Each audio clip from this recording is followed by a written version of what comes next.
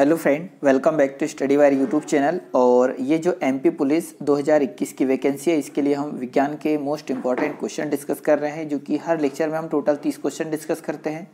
और ये उसका लेक्चर नंबर 7वां है। और इसमें जो पूरे के पूरे क्वेश्चन लिए गए हैं वो 6वीं से लेकर 10वीं तक की एनसीईआरटी की जो बुक है, ठीक है, एनसीईआरटी की बुक है साइंस की, उससे लिए गए हैं। और ये सारे के सारे ऐसे क्वेश्चन हैं जो कि पिछले एग्जामों में भी आ चुके हैं और इनके आने की संभावनाएं बहुत अधिक है, ठीक है। मतलब जो भी क्वेश्चन होता है मैक्सिमम रिपीटेड होते हैं और ये बहुत अच्छे लेवल के क्वेश्चन है। मतलब आप जहाँ भी अगर साइंस पढ़ रहे होंगे, खुद से पढ़ रहे हैं या कोई क्लास में पढ़ रहे हैं, ऑनलाइन या ऑफलाइन, तो आप इन चीज़ों को गौर करिए। और जो भी आप पढ़ रहे हैं तो आप इसे एक टेस्ट के थ्रू ले सकते हैं। और कम से कम यदि आपको 25 प्लस क्वेश्चन अगर नहीं बन रहे, इसका ये मतलब है कि आपको साइंस बहुत ज़्यादा पढ़ना बाकी है। और सारे के सारे क्वेश्चन 6वीं से 10वीं तक की है, ठीक है। एक छोटी चीज़ और बता दूं कि यदि कोई मुझसे ऑफलाइन पढ़ना चाहता है तो संकल्प कोचिंग क्लास कारगिल चौक बैतूल में यहाँ मैं पढ़ाता हूँ, ठीक है। तो आप यहाँ संपर्क कर सकते हैं।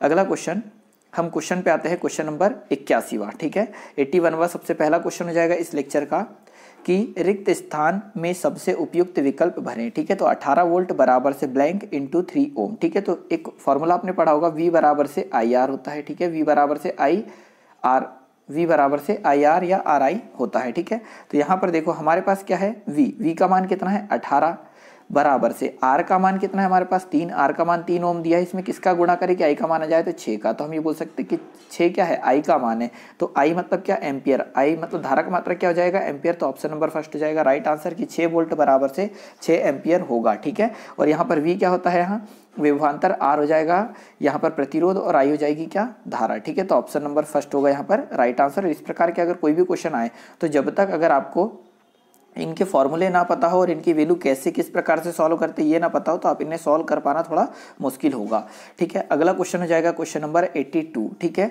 फर्स्ट 82 है कि जब एक वस्तु एक समान वृत्तीय वेग उत्पन्न करती है, ठीक है। हम ये बोल सकते हैं कि कोई वस्तु कुछ इस प्रकार से एक वृत्तीय वेग पर चलती है, इस प्रकार से, ठीक है। आपने मौत का कुआं देखा होगा, या फिर कोई, हम ये बोल सकते हैं कि एक रस्सी में आप एक लकड़ी बांध लो या एक पत्थर बांध लो, उसे गोल गोल घुमाओ, तो उसको हम वृत्तीय वेग की बात कर रहे हैं। कि जब एक वस्तु एक समान वृत्तीय वेग एक समान है उत्पन्न करती है तो निम्नलिखित में से कौन सा परिवर्तन होगा। तो वेग तो एक समान है तो परिवर्तन क्या होगा, तो पहला ऑप्शन है द्रव्यमान, सेकंड ऑप्शन है संवेग, थर्ड ऑप्शन है गति और फोर्थ ऑप्शन है दिशा, ठीक है। तो ऑप्शन नंबर डी हो जाएगा यहाँ पर राइट आंसर दिशा। तो देखो वेग एक जैसा है परंतु हम देख रहे हैं कि हर बिंदु पर एक दिशा अलग होगी, ठीक है। यहाँ पर जाएंगे तो इधर दिशा है, इस बिंदु पर इधर दिशा है, इस बिंदु पर इधर दिशा है। तो एक समान वृत्तीय वेग से उत्पन्न करती हुई कोई वस्तु का परिवर्तन क्या होगा, ठीक है। तो क्या हो जाएगा, दिशा, ठीक है। ये चीज़ आप समझ पा रहे हैं। एक चीज़ और याद रखना कि एक समान वृत्तीय गति त्वरित गति होती है, ठीक है। एक समान अगर जो वृत्तीय गति होती है, ये क्वेश्चन आपको बिल्कुल पढ़ने को मिलेगा और एक अच्छा खासा क्वेश्चन है कि एक समान वृत्तीय गति क्या होती है, तो त्वरित गति होती है, क्योंकि वृत्त के प्रत्येक बिंदु पर वेग की दिशा क्या होती है, बदल जाती है, ठीक है। ये आपको याद रखना है। अगला एक और क्वेश्चन याद रखना है यहाँ पर कि वृत्ताकार मार्ग पर गतिशील कण को वृत्त केंद्र से मिलाने वाली रेखा का 1 सेकंड में, ठीक है। मतलब हम ये बोल सकते हैं कि यहाँ से 1 सेकंड में अगर यहाँ पर कोई वस्तु और यहाँ पहुँच जाती है 1 सेकंड में यहाँ से यहाँ, तो इसको हम क्या बोलते हैं, तो इसे कहा जाता है कण का कोणीय वेग कहा जाता है, ठीक है। अगला क्वेश्चन देखते हैं, क्वेश्चन नंबर 83वां क्वेश्चन हो जाएगा यहाँ पर कि 183 कि किस तरह की समान मात्रा के लिए निम्नलिखित में से, ठीक है, किसी तरह की समान मात्रा के लिए निम्नलिखित में से किस प्रक्रिया की गति सबसे धीमी होगी, ठीक है। मतलब हम ये बोल सकते हैं कि हमारे पास सपोज ये देखो यहाँ पर क्वथनांक, संघनन, वाष्पीकरण और हिमांक दिया है। सपोज हमारे पास ये 3 से 4 पात्र हो गए, ठीक है, ये 4 पात्र हो गए। और हम ये बोल सकते हैं कि सब में क्या है, समान मात्रा में कोई द्रव्य भर दिया। एक में क्वथनांक हो रहा है, एक में संघनन हो रहा है, एक में वाष्पीकरण हो रहा है और एक में क्या हो रहा है, हिमांक हो रहा है। तो ऐसी कौन सी प्रक्रिया है इनमें से जो सबसे धीमी होगी, ये हमसे पूछा गया है, ठीक है। आई होप आप सबसे पहले तो क्वेश्चन समझे होंगे। तो ऑप्शन नंबर इसका थर्ड हो जाएगा क्या, राइट आंसर की वाष्पीकरण की क्रिया है, ठीक है। क्वथनांक, संघनन, वाष्पीकरण और हिमांक अगर समान मात्रा में द्रव्य लिया जाए तो वाष्पीकरण की क्रिया सबसे धीमी होती है, ठीक है। तो ऑप्शन नंबर सी हो जाएगा यहाँ पर राइट आंसर, ठीक है। और ये एक चीज़ आप याद रखना कि जो हिमांक और गलनांक दोनों क्या होते हैं, समान चीज़ होती है, ठीक है। अब ये देख लो क्वथनांक किसे कहते हैं, मतलब जिस ताप पर कोई वस्तु उबलने लगती है, मान लो पानी 100 डिग्री सेल्सियस पर उबलता है या फिर 373 केल्विन पर, ठीक है, 373 केल्विन पर उबलता है। तो जिस ताप पर पानी उबल रहा है उसे हम उसका क्या बोल देंगे, क्वथनांक बोल देंगे। संघनन का मतलब होता है कि कोई वाष्प जिस ताप पर, ठीक है, संघनन का मतलब होता है कोई वाष्प जिस ताप पर द्रव्य में कन्वर्ट होने लगे या बदलने लगे तो उसे क्या कहा जाता है, तो संघनन कहा जाता है। वाष्पीकरण हम किसको बोल देंगे कि हम ये बोल सकते हैं कि जब कोई पानी वाष्प में बदलने लगे, ठीक है, पानी नहीं मतलब कोई भी लिक्विड वाष्प में बदलने लगे उसे वाष्पीकरण कहते हैं। और हिमांक जिस ताप पर कोई वस्तु ठोस में बदलने, कोई द्रव्य ठोस में बदलने लगे उसे क्या बोलते हैं, हिमांक कहा जाता है। ठीक है, तो यहाँ पर 2-3 चीजें याद रख लेना कि जो क्वथनांक है, पानी का क्वथनांक कितने डिग्री सेल्सियस होता है, तो 100 डिग्री सेल्सियस। ठीक है, और वाष्पीकरण हर ताप पर होता है। आप देखते हैं कि फ्रिज अगर आप खोलोगे तो वहां पर वाष्पीकरण हो रहा होगा। ठीक है, संघनन भी हर एक ताप पर होता है, पर हिमांक की अगर हम बात करें तो हिमांक कितना होता है पानी का, तो 0 डिग्री सेल्सियस होता है। 0 डिग्री सेल्सियस पर पानी जमता है तो उसे हम हिमांक कहेंगे। अगला क्वेश्चन देखते हैं। क्वेश्चन नंबर 84वां यहाँ पर हो जाएगा कि अधातु ऑक्साइड, ठीक है, जो अधातु ऑक्साइड होते हैं, ठीक है, तो अधातु ऑक्साइड को हम कुछ भी ले सकते हैं। तो जो अधातु ऑक्साइड है वह आमतौर पर किस प्रकार के होते हैं, तो पहला ऑप्शन है अम्लीय, सेकंड ऑप्शन है उभयधर्मी, थर्ड ऑप्शन है उदासीन और फोर्थ ऑप्शन हो जाएगा क्षारीय। ठीक है, तो जो अधातु ऑक्साइड होते हैं वह मुख्यतः अम्लीय प्रकृति के होते हैं। तो ऑप्शन नंबर फर्स्ट हो जाएगा क्या, राइट आंसर। ठीक है, तो हम ये बात करते हैं कि आवर्त सारणी में सभी अधातु तत्व कहाँ होते हैं, तो दाईं तरफ होते हैं। मतलब ये हो जाएगी पीरियोडिक टेबल, ये आपको पता होगा, इस प्रकार का पीरियोडिक टेबल होता है। और ये हो जाएगा इधर बायां और इधर हो जाएगा दायां। तो जो भी अधातु होती है वो इधर दाईं तरफ होती है, मतलब ये एक झिकझैक लाइन द्वारा अलग की जाती है। और इधर होती है क्या, सारी की सारी अधातु। ये जो लाइन होती है इसको बोलते हैं हम उपधातु, और उपधातु साथ होती है। और इधर होती है क्या, धातु। यहाँ पर 2 कॉलम इस प्रकार से दिखाई देंगे। तो जो फर्स्ट कॉलम होता है वो क्षारीय धातु का होता है और सेकंड वाला होता है क्षारीय मृदा धातु का होता है। ठीक है, ये आपको याद रखना है। ठीक है, अब यहाँ पर एक चीज़ और याद रखना है कि जब अगर हम बात करें किसकी, अधातु की अगर हम बात कर रहे हैं तो टोटल अधातु याद रखना, कुल अधातु कितनी है संख्या में, तो 22 है। टोटल अधातु की संख्या कितनी है, 22 है। और इन 22 में से 4 है गैसीय रूप में, सॉरी कितनी, 11 है गैसीय रूप में। टोटल 22 अधातु है, उसमें से 11 गैसीय रूप में पाई जाती है और 1 द्रव्य के रूप में पाई जाती है। ठीक है, 11 पाई जाएगी किस रूप में, गैस के रूप में, और 1 पाई जाती है द्रव्य के रूप में, और 10 जो है वो ठोस के रूप में पाई जाती है अधातु। ये आपको याद रखना है। और जो ये 1 द्रव्य के रूप में पाई जाती है अधातु, यह है ब्रोमीन। ठीक है, Br क्या है, ब्रोमीन। जो ब्रोमीन अधातु है ये द्रव्य अवस्था में पाई जाती है और इसका परमाणु क्रमांक होता है 35। कितना होता है, 35 होता है। ये आपको याद रखना है। अब जब हम यहाँ पर ऑक्साइड की अगर हम बात कर रहे हैं तो यहाँ पर 2-3 जो नाम बोल रहा हूँ ये बहुत स्पेशली याद रखना कि एक एल्यूमिनियम, ठीक है, Al, और एक Zn जिंक, और एक होता है Pb। ठीक है, Pb। तो यहाँ 3 चीजें मैंने लिखा है, एल्यूमिनियम, जिंक और लेड। ठीक है, ये तीनों के तीनों उभयधर्मी ऑक्साइड बनाते हैं। इसके अलावा कोई भी उभयधर्मी ऑक्साइड नहीं बनाता है। मतलब जो इसके ऑक्साइड होते हैं वो अम्ल की तरह और क्षार की तरह दोनों की तरह कार्य करते हैं। कौन के, एल्यूमिनियम के, जिंक के और लेड के। इनके जो ऑक्साइड होते हैं वो उभयधर्मी ऑक्साइड होते हैं, मतलब दोनों की तरह कार्य करते हैं। ठीक है, ये आपको याद रखना है। और हम ये बोल सकते हैं कि जो अम्ल होते हैं, ठीक है, यहाँ पर अम्ली की बात हुई तो अम्ली कौन सा मान होता है, जिनका पीएच मान 7 से कम होता है वो अम्ली होते हैं। ठीक है, तो जितनी भी जानकारी मैंने बताई आई होप आपको हर चीज़ समझ में आई होगी और आप इन्हें याद भी करते चल रहे होंगे और आपको बहुत सारी चीज़ें इसमें पता भी होगी। ठीक है, वीडियो अगर अच्छा लग रहा है तो इसे शेयर जरूर कर देना और लाइक भी। क्वेश्चन नंबर 185वां यहाँ पर हो जाएगा, इम्प्लांटेशन किसकी प्रक्रिया है। ठीक है, इम्प्लांटेशन जो होता है वह किसकी प्रक्रिया है, ये हमसे पूछा गया है। तो पहला ऑप्शन हो जाएगा माता के शरीर के अंदर एक बच्चे का विकास। ठीक है, सेकंड ऑप्शन है एक गर्भाशय के लाइनिंग, ठीक है, एक गर्भाशय के लाइनिंग के युग्मनज का जुड़ना। थर्ड ऑप्शन है माता के रक्त से प्लेसेंटा के माध्यम से पोषण। फोर्थ ऑप्शन है यहाँ भ्रूण और उनकी पोषण के विकास। ठीक है, तो ऑप्शन नंबर सेकंड यहाँ पर राइट आंसर की जो इम्प्लांटेशन है, सिंपल सी ये बात है कि जब हम टिश्यू बेबी आपने टेस्ट ट्यूब बेबी का नाम सुना होगा, तो क्या होता है कि टेस्ट ट्यूब बेबी में जो युग्मनज की क्रिया है, मतलब हम ये बोल सकते हैं कि निषेचन की क्रिया बाहर करते हैं और उसके बाद माँ के पेट में हम उस जो भ्रूण होता है उसको प्रवेश करा देते हैं। तो ठीक है, उसे कहा जाता है इम्प्लांटेशन। और ऑप्शन नंबर सेकंड यहाँ पर राइट आंसर की एक गर्भाशय के लाइनिंग में युग्मनज का जोड़ना। ठीक है, तो ऑप्शन नंबर सेकंड यहाँ पर हो जाएगा राइट आंसर। अगला क्वेश्चन नंबर 186वां हो जाएगा कि निम्नलिखित में से कौन सा तत्व मेंडलीव के आवर्त सारणी से इका एल्यूमिनियम की जगह लेता है। ठीक है, तो आपको ये स्पेशली याद रखना कि जो मेंडलीव की आवर्त सारणी है उसमें मेंडलीव की आवर्त सारणी में इका एल्यूमिनियम की जगह क्या लिखा गया है। ठीक है, तो पहला ऑप्शन है स्कैंडियम है, वैसे ये ठीक है, स्कैंडियम। सेकंड ऑप्शन हो जाएगा गैलियम, थर्ड ऑप्शन है टाइटेनियम और फोर्थ ऑप्शन हो जाएगा जर्मेनियम। ठीक है, तो जो एका एल्यूमिनियम की जगह मेंडलीव की आवर्त सारणी में गैलियम लिखा गया है। ठीक है, तो ऑप्शन नंबर यहाँ पर सेकंड हो जाएगा क्या, राइट आंसर। और गैलियम का जो रासायनिक सूत्र क्या होता है, तो Ga होता है, ये आपको याद रखना है। और इस गैलियम का परमाणु क्रमांक कितना होता है, तो 31 होता है, यह भी आपको याद रखना है। ठीक है, तो एका एल्यूमिनियम की जगह मेंडलीव की आवर्त सारणी में किसे रखा गया है, तो गैलियम को, और परमाणु क्रमांक इसका 31 है। अगला क्वेश्चन देखते हैं, क्वेश्चन नंबर 87। अगला क्वेश्चन नंबर 87वां हो जाएगा कि यदि किसी विलियन होगा, ठीक है, विलियन, तो यहाँ पर हम ये बोल सकते हैं, ठीक है, मैं पूरा क्वेश्चन आपको अलग से बोल दे रहा हूँ, याद रखना कि यदि किसी विलियन से नीला लिटमस लाल रंग में परिवर्तित हो जाता है, ठीक है, यहाँ पर थोड़ा सा गलत छप गया है, ठीक है, टाइपिस्ट ने थोड़ा गलत लिख दिया कि यदि किसी विलियन से नीला लिटमस लाल रंग में परिवर्तित हो जाता है तो उसका पीएच मान कितना होगा। ठीक है, सिंपल सी बात है कि नीले से क्या हो रहा है, नीले से लाल हो रहा है, तो उसका पीएच मान क्या होगा। तो यह है क्या, नीले से लाल हो रहा है, इसका मतलब अम्ल है, और अम्ल का पीएच मान क्या होता है, 7 से कम होता है, और 7 से कम पीएच मान किसका है, तो डी, ऑप्शन नंबर डी हो जाएगा यहाँ पर राइट आंसर। ठीक है, अगले क्वेश्चन को चलते हैं, क्वेश्चन नंबर 88वां। तो क्वेश्चन नंबर 88वां हो जाएगा कि किसी तने हुए रबड़ बैंड में किस प्रकार की ऊर्जा होती है। ठीक है, अगर कोई तना हुआ रबड़ बैंड है तो उसमें किस प्रकार की ऊर्जा होगी, तो हमने इसे पीछे भी डिस्कस किया हुआ है। तो इसका ऑप्शन देखो, पहला ऑप्शन है ऊष्मीय ऊर्जा, सेकंड है रासायनिक ऊर्जा, थर्ड ऑप्शन है स्थितिज ऊर्जा, और फोर्थ ऑप्शन हो जाएगा गतिज ऊर्जा। ठीक है, तो ऑप्शन नंबर सी हो जाएगा यहाँ पर राइट आंसर कि स्थितिज ऊर्जा होती है। तो हम ये बोल सकते हैं कि किसी वस्तु उसकी अवस्था तथा स्थिति के कारण कार्य करने की क्षमता को स्थितिज ऊर्जा कहते हैं।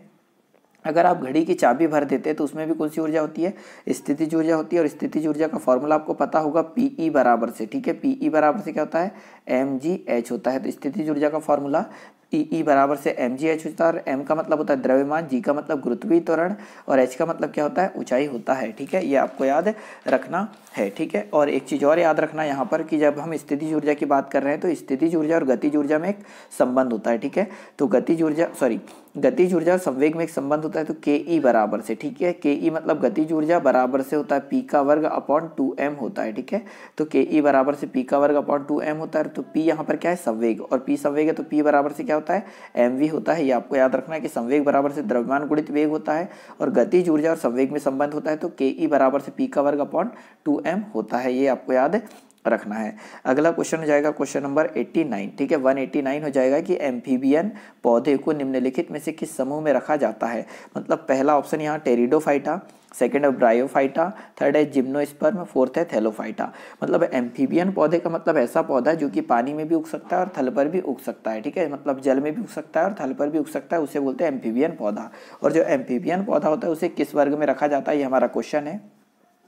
तो ऑप्शन नंबर सेकंड यहाँ पर हो जाएगा क्या, राइट आंसर ब्रायोफाइटा। तो हम ये बोल सकते हैं कि एम्फीबियन पौधों को ब्रायोफाइटा समूह में रखा जाता है, और ब्रायोफाइटा समूह को वनस्पति जगत का एम्फीबियन वर्ग कहा जाता है। ठीक है, जो ब्रायोफाइटा समूह है इसको एम्फीबियन वर्ग का वनस्पति जगत का एम्फीबियन वर्ग कहते हैं। और ब्रायोफाइटा भ्रूण बनाने वाले पौधे का सबसे साधारण समूह होता है। ठीक है, जो ब्रायोफाइटा होता है वो भ्रूण बनाने वाले जो समूह होते हैं उनका सबसे साधारण समूह होता है, ये आपको याद रखना है। और यहाँ पर टेरिडोफाइटा की बात की गई, तो टेरिडोफाइटा को आप याद रखना कि टेरिडोफाइटा लाइकोपोडियम, ठीक है, जो टेरिडोफाइटा लाइकोपोडियम के बीजाणु दवाई के रूप में प्रयोग किए जाते हैं। ठीक है, और यहाँ थैलोफाइटा की बात आ रही है, तो थैलोफाइटा समूह में शैवाल, कवक और जीवाणु आते हैं, ये आपको याद रखना है। ठीक है, अगला क्वेश्चन देखते हैं, क्वेश्चन नंबर आ जाएगा 190। ठीक है, 190, यदि किसी वस्तु द्वारा तय की गई दूरी शून्य है। ठीक है, अगर किसी वस्तु द्वारा तय की गई दूरी कितनी है, शून्य है, तो वस्तु का विस्थापन कितना होगा। ठीक है, तो हम ये जानते हैं कि अगर जब दूरी तय नहीं करी है तो विस्थापन भी कुछ होगा क्या, नहीं होगा। तो ऑप्शन नंबर सेकंड हो जाएगा क्या, राइट आंसर कितना होगा, 0 होगा। और जो विस्थापन है यहाँ पर, ठीक है, जो ये विस्थापन है ये कौन सी राशि है, सदिश राशि है। और ये भी आपको याद रखना कि जो विस्थापन है वो धनात्मक, ऋणात्मक और शून्य तीनों हो सकता है। ठीक है, ये भी चीज़ें आपको याद रखना है। अगला क्वेश्चन हो जाएगा क्वेश्चन नंबर 191 की इनमें से किसे ना तो बनाया जा सकता और ना ही नष्ट किया जा सकता है। ठीक है, जैसे शक्ति, वेग, गति और ऊर्जा, इनमें से किसे ना तो बनाया जा सकता है और ना ही नष्ट किया जाता, तो ऐसा क्या है। तो ये क्वेश्चन तो सभी को पता होगा और सभी ने इसका राइट आंसर दिया होगा, तो ऊर्जा।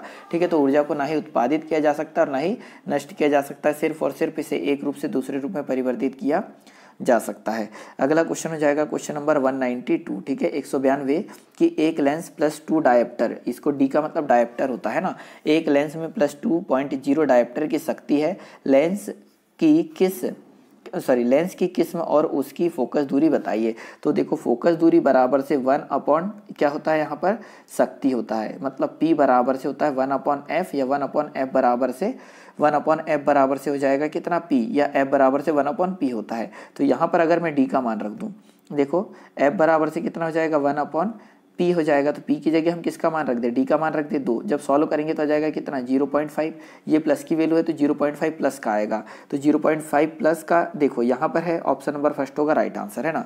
अब ये याद रखना कि जब भी प्लस, अगर प्लस चिन्ह का यूज़ हो तो वो उत्तल दर्पण को रिप्रेजेंट करता है, और माइनस चिन्ह का यूज़ हो तो ये अवतल दर्पण को रिप्रेजेंट करता है, ये आपको याद रखना है, ठीक है। तो ऑप्शन नंबर फर्स्ट हो जाएगा यहाँ पर क्या, राइट आंसर, ठीक है। और एक चीज़ और याद रखना कि जो लेंस की क्षमता का SI मात्रक होता है, ठीक है, लेंस की क्षमता का SI मात्रक होता है वो क्या होता है, सॉरी यहाँ पर जो मैंने उत्तल दर्पण और अवतल दर्पण बोल दिया था, तो उत्तल लेंस और अवतल लेंस होगा, ठीक है। प्लस चिन्ह आया तो उत्तल लेंस और माइनस चिन्ह आया तो अवतल लेंस होगा, ठीक है।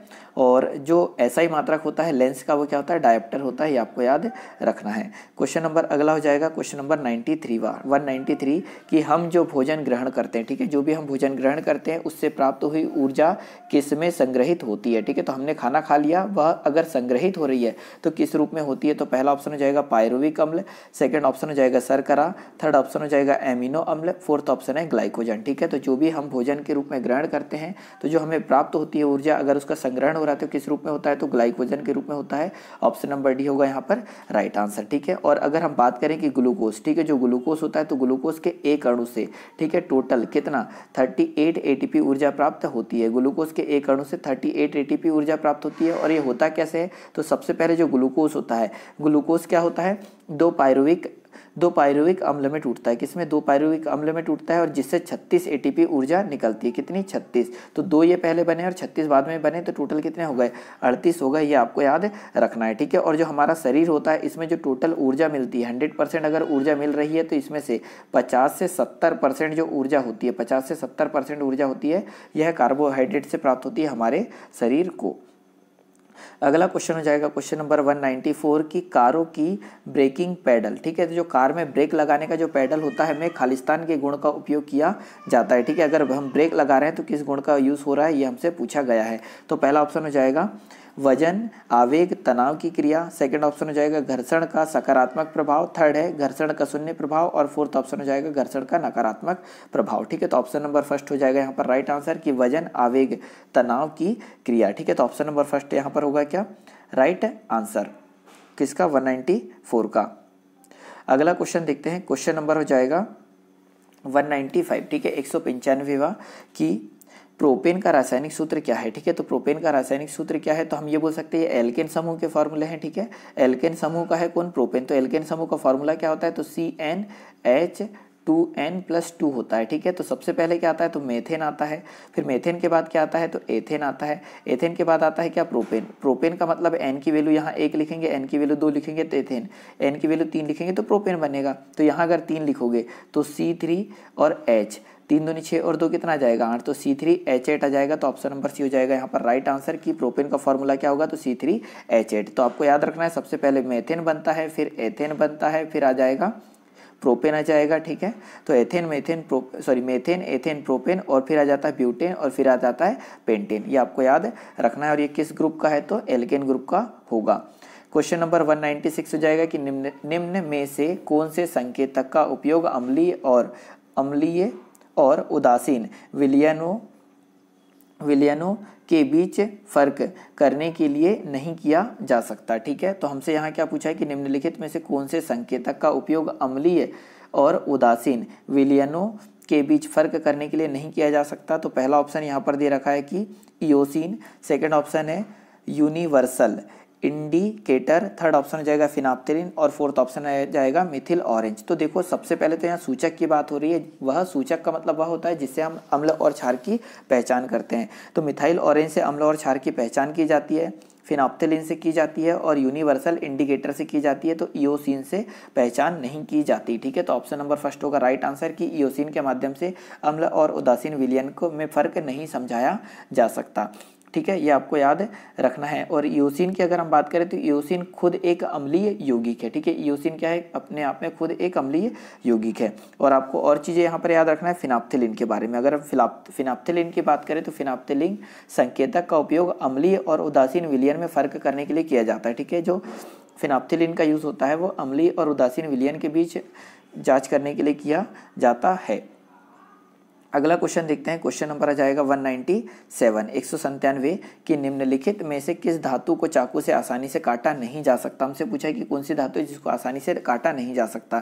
तो इस क्वेश्चन को पहले भी मैं कई बार बता चुका हूँ। तो देखो, सोडियम को काटा जा सकता है, लिथियम को काटा जा सकता है, पोटेशियम को काटा जा सकता है, पर एल्यूमिनियम को काटा नहीं जा सकता चाकू से। ठीक है, तो आपको याद रखना है सोडियम को काटा जा सकता है, लिथियम को और पोटेशियम को काटा जाएगा, एल्यूमिनियम को काटा नहीं जाएगा। ठीक है, और एल्यूमिनियम को नहीं काटा जाएगा तो याद रख लो एल्यूमिनियम का संकेत होता है Al, परमाणु क्रमांक कितना होता है 13 और परमाणु भार कितना होता है तो 27। ये याद रखना है कि एल्यूमिनियम का संकेत Al, परमाणु क्रमांक 13 और परमाणु भार कितना होता है तो 27 होता है। ये आपको याद रखना है।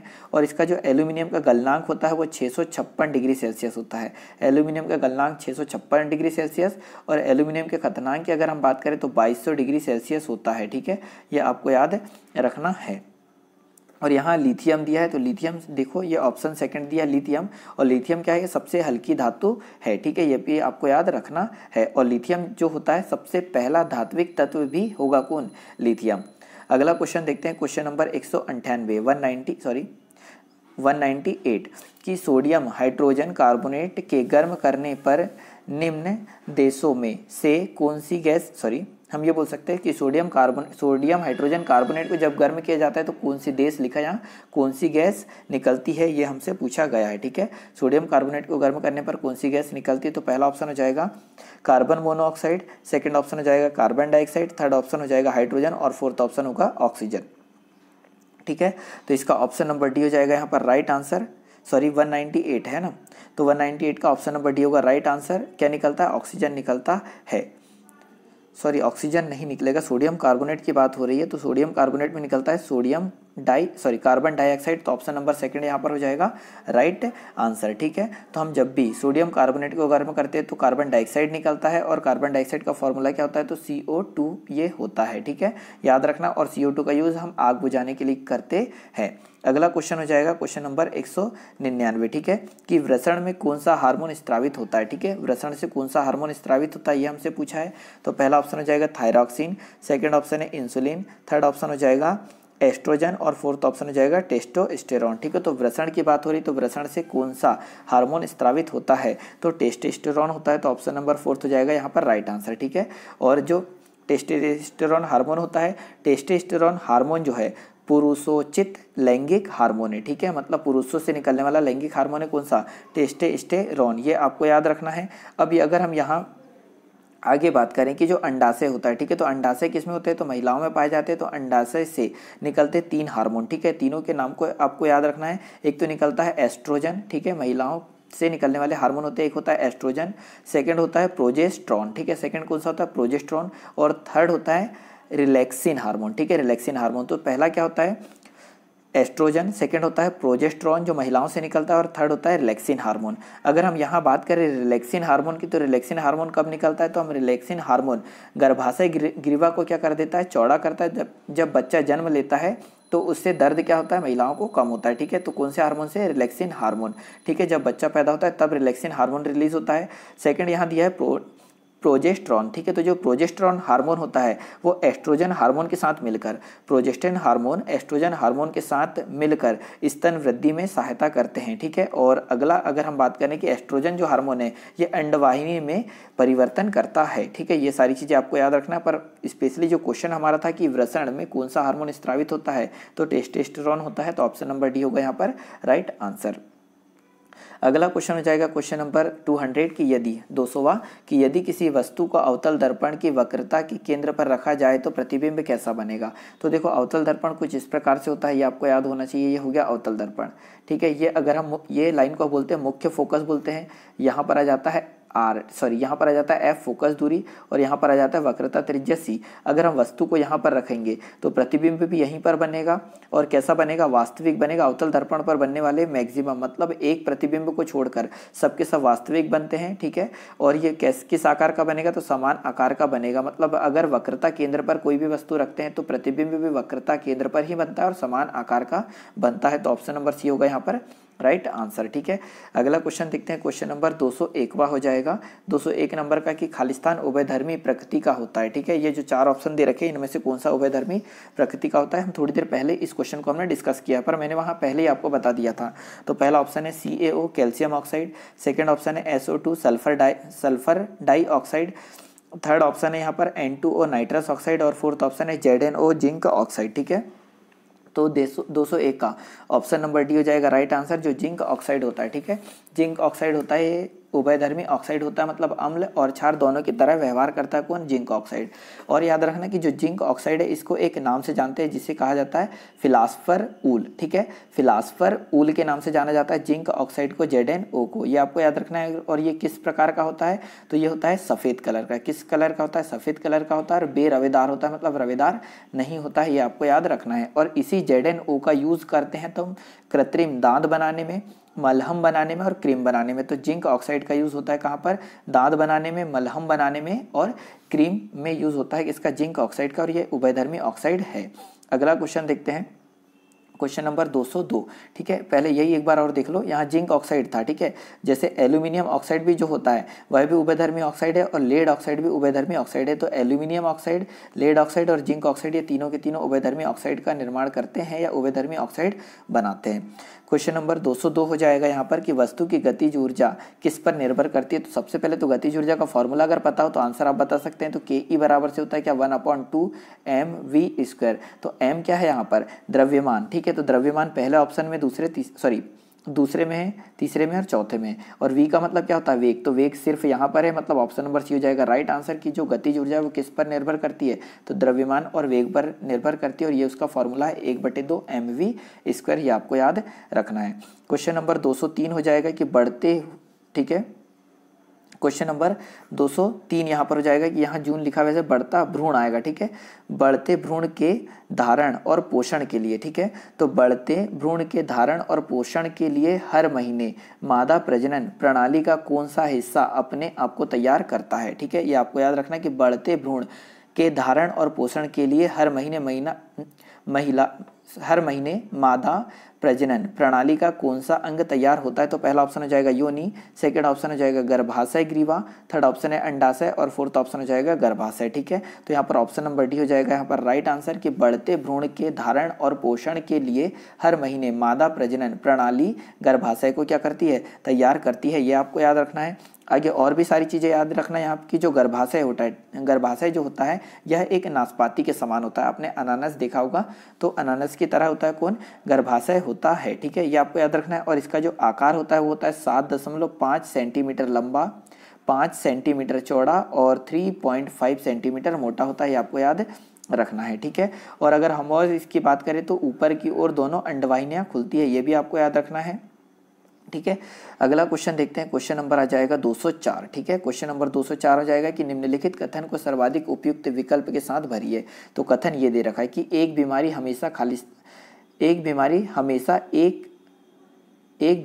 का हमेशा ही एक खालिस्तान होता है, ये हमसे क्वेश्चन पूछा गया है। तो पहला ऑप्शन है जीवाणु, सेकंड ऑप्शन है डॉक्टर, थर्ड ऑप्शन है उपचार और फोर्थ ऑप्शन है कारक, ठीक है। तो एक बीमारी का हमेशा क्या होता है, तो कारक होता है। तो ऑप्शन नंबर डी होगा यहाँ पर राइट आंसर, ठीक है। अगला क्वेश्चन देखते हैं, क्वेश्चन नंबर 205 यहाँ पर हो जाएगा कि आधुनिक आवर्त सारणी में तत्वों की व्यवस्था किस प्रकार की गई है। तो इस क्वेश्चन को हम पहले भी कई बार डिस्कस कर चुके हैं। तो आधुनिक आवर्त सारणी किस प्रकार की व्यवस्था की गई, तो परमाणु क्रमांक पर आधारित है। तो परमाणु क्रमांक के बढ़ते क्रम पर, तो ऑप्शन नंबर फर्स्ट हो जाएगा क्या, राइट आंसर। और आधुनिक आवर्त सारणी दी कौन ने, तो मोसले ने दी थी। और मोसले ने दी थी कब, तो 1913 में दी गई थी, ठीक है। ये आपको याद रखना है। और आधुनिक आवर्त सारणी में 18 वर्ग और 7 आवर्त होते हैं, 18 वर्ग और 7 आवर्त होते हैं आधुनिक आवर्त सारणी में, ठीक है। अगला क्वेश्चन देखते हैं, क्वेश्चन नंबर 206 हो जाएगा कि आधुनिक आवर्त सारणी की तीसरी अवधि और 18वें समूह में रखी गई नोबल गैस कौन सी है।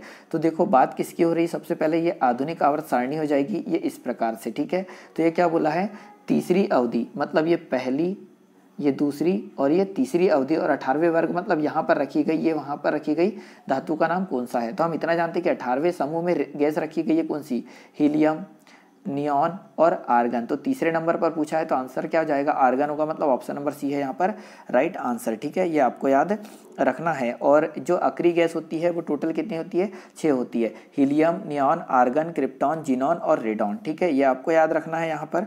और टोटल कितनी हो गई, 6 हो गई। और जो अक्रिय गैस थी, ठीक है, जो अक्रिय गैस 6 उन्हें खोजा किसने था, तो रैमजे, रेले और लोकेयर ने खोजा था। किसने, रैमजे, रेले और लोकेयर ने अक्रिय गैस खोजा था। ठीक है, और 18वें समूह में रखी गई है। क्वेश्चन नंबर 207 यहाँ पर हो जाएगा कि वृद्धि हार्मोन कार्य करता है। ठीक है, जो वृद्धि हार्मोन है वह क्या कार्य करता है, ये हमसे पूछा गया है। तो पहला ऑप्शन है कभी कभी विकास को प्रोत्साहन के रूप में, सेकंड ऑप्शन यहाँ है कि कभी कभी विकास को प्रोत्साहन और कभी कभी विकास अवरोधक के रूप में, थर्ड ऑप्शन है हमेशा विकास अवरोधक के रूप में, और फोर्थ ऑप्शन हो जाएगा हमेशा विकास प्रोत्साहन के रूप में। ठीक है, तो जो वृद्धि हार्मोन है किस प्रकार से कार्य करता है, तो ऑप्शन नंबर सेकंड होगा यहाँ पर राइट आंसर, कि वृद्धि हार्मोन का कार्य कभी कभी प्रोत्साहक और कभी कभी विकास अवरोधक के रूप में कार्य करता है। ठीक है, तो इसमें और सारी चीजें याद रखनी कि वृद्धि हार्मोन की तो बात कर ली, तो वृद्धि हार्मोन एक्चुअल में होता क्या है, तो सोमेटोट्रोपिन हार्मोन होता है। ठीक है, कौन सा होता है, तो सोमेटोट्रोपिन हार्मोन जो होता है उसे हम कहते हैं वृद्धि हार्मोन कहते हैं। ठीक है, और यह हार्मोन क्या करता है, सोमेटोट्रोपिन हार्मोन, यह हड्डी की लंबाई में वृद्धि कर देता है। ठीक है, और एक चीज और याद रखना कि जब सोमेटोट्रोपिन हार्मोन, जिसको हम वृद्धि हार्मोन बोल रहे हैं, जब सोमेटोट्रोपिन हार्मोन अधिक हो जाता है तो 2 रोग हो जाते हैं। एक होता है भीमकाय रोग और ठीक है, एक भीमकाय रोग होता है और दूसरा रोग होता है एक्रोमिंगली रोग। ठीक है, एक्रोमिंगली रोग होता है, मतलब जब सोमेटोट्रोपिन हार्मोन अधिक हो जाए शरीर में तो एक भीमकाय रोग हो सकता है या फिर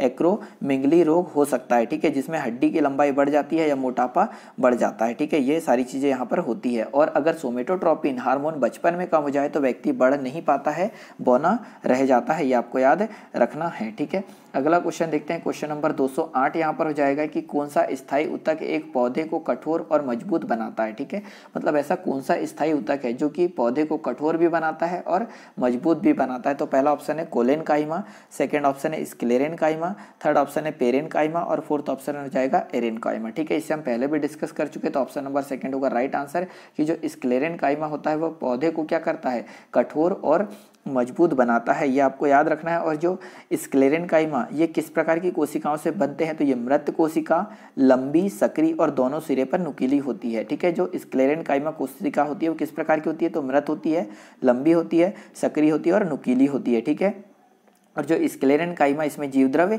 नहीं पाया जाता, ये आपको याद रखना है। और जो स्क्लेरेनकाइमा है इनकी भित्ति लिग्निन के जमाव के कारण मोटी हो जाती है। ठीक है, याद रखना कि स्क्लेरेनकाइमा की जो भित्ति है वो लिग्निन के जमाव के कारण क्या हो जाती है, मोटी हो जाती है। और इसे ही कहा जाता है दृढ़ ऊतक भी कहते हैं। क्या कहते हैं, दृढ़ ऊतक भी कहते हैं। ठीक है, ये आपको याद रखना है। और यहाँ पर पहला ऑप्शन कोलेनकाइमा दिया, तो इसके बारे में भी कुछ चीजें याद रख लो। कोलेनकाइमा इस ऊतक की कोशिकाएं केंद्रक युक्त होती है, लंबी होती है, अंडाकार होती है, बहुभुजी, जीवी और रसधानियां युक्त होती है, ये आपको याद रखना है।